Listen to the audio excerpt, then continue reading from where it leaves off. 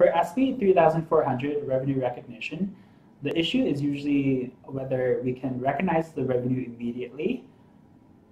Is it deferred to a later date, or we do not recognize the revenue at all?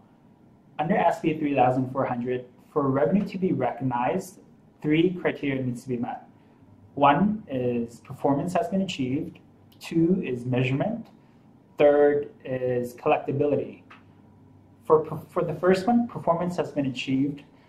It's basically saying, oh, have we done the work? Have we earned the revenue? This can be further broken down to additional tests. For the sale of goods, has the significant risk and rewards been transferred?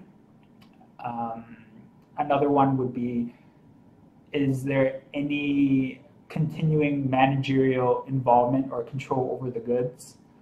3rd is, has the delivery of the goods occurred, or have the services been rendered?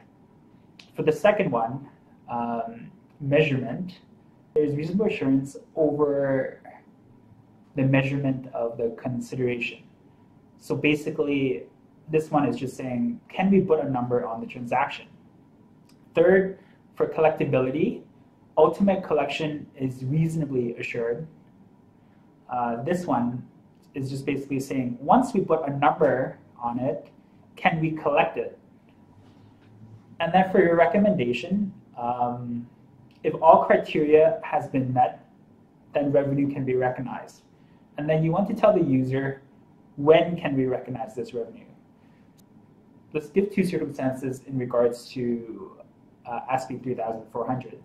Let's say you encounter a problem where the buyer has a right to refund, a right to refuse, a right to return, or a right to request additional goods at a later date.